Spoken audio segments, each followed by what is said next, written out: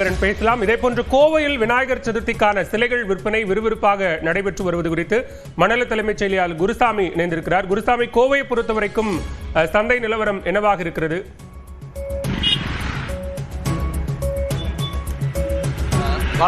நாளை விநாயகர் சதுர்த்தி கொண்டாடப்பட இருக்கக்கூடிய நிலையில் அதற்கான ஏற்பாடுகள் விறுவிறுப்பாக நடைபெற்றுக் கொண்டிருக்கிறது. பூ மார்க்கெட் உள்ளிட்ட பகுதிகளில் இறுதிக்கட்ட விற்பனை விறுவிறுப்பாக நடைபெற்றுக் கொண்டிருக்கிறது. இதனுடைய மற்றொரு பக்கம் சிலைகளை கொண்டு சென்று நிறுவக்கூடிய பணிகளும் தற்பொழுது விறுவிறுப்பாக நடைபெற்றுக் கொண்டிருக்கிறது. சிலைகள் தயாரிக்கக்கூடிய கூடங்களிலிருந்து பிரம்மாண்டமான அளவில் இருக்கக்கூடிய விநாயகர் சிலைகளை அதை எடுத்து சென்று சிலைகளை பிரதிஷ்டை செய்யக்கூடிய பணிகளில் தற்பொழுது அந்தந்த அமைப்பினர் ஈடுபட்டிருக்கிறார்கள்.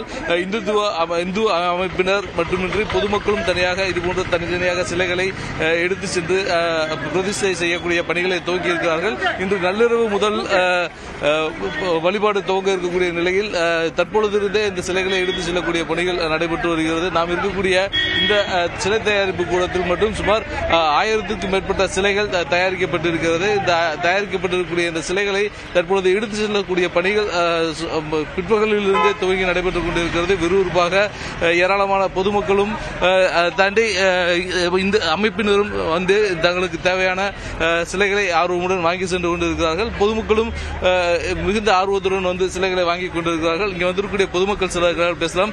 அக்கா, சொல்லுங்க, சிலை வாங்க வந்திருக்கீங்க, என்ன மாதிரியான சிலை வாங்க? நாங்க வந்து சின்ன களிமண்ணால சிலை வாங்க வந்திருக்கோம். இது சூப்பரா இருக்கு. எப்பயுமே இங்க தான் வாங்குறோம். 5 இயர்ஸ் இங்க வாங்குறோம். குவாலிட்டியும் நல்லா இருக்கு.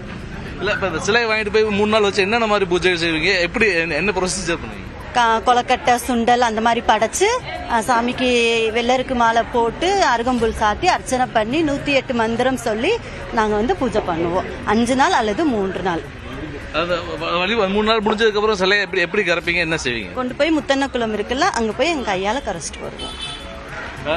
பொதுமக்களும் மிகுந்த ஆர்வத்துடன் வந்து சிறிய அளவிலான சிலைகளை வாங்கி சென்று கொண்டிருக்கிறார்கள். ஒருபுறம் பெரிய அளவிலான சிலைகளை அமைப்புகளை சேர்ந்தவர்கள் வாங்கி எடுத்து சென்று கொண்டிருக்கக்கூடிய நிலையில் சிறிய அளவிலான சிலைகளை பொதுமக்களும் மிகுந்த ஆர்வத்துடன் வாங்கி சென்று கொண்டிருக்கிறார்கள்.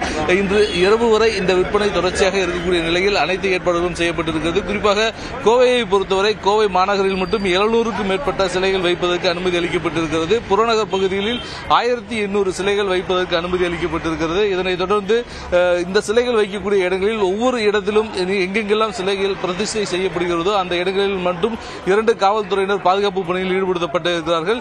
3 நாட்கள் மற்றும் 5 நாட்கள் என அந்தந்த அமைப்பினரது வேண்டுகோளுக்கு இணங்க இந்த சிலைகள் இங்கே பிரதிஷ்டை செய்யப்பட இருக்கிறது. இதற்கான ஏற்பாடுகள் அனைத்தும் தயார் நிலையில் வைக்கப்பட்டிருக்கக்கூடிய நிலையில் காவல்துறையினரும் ஒரு விரிவான பாதுகாப்பு ஏற்பாடுகளை செய்திருக்கிறார்கள். 1800க்கும் மேற்பட்ட போலீசார் கோவை நகர் பகுதியிலும் 2000க்கும் மேற்பட்ட போலீசார் புறநகர் பகுதிகளிலும் பாதுகாப்பு பணியில் ஈடுபடுத்தப்பட இருக்கின்றனர். இதனை தவிர்த்து எல்லை பாதுகாப்பு படை மற்றும் அதிவிரைவு படை போலீசாரும் தங்களது தேவைக்கேற்ப பயன்படுத்தப்படும் என காவல்துறை தரப்பில் தெரிவிக்கப்பட்டிருக்கிறது. தகவல்களுக்கு நன்றி குருசாமி. இதேபோன்று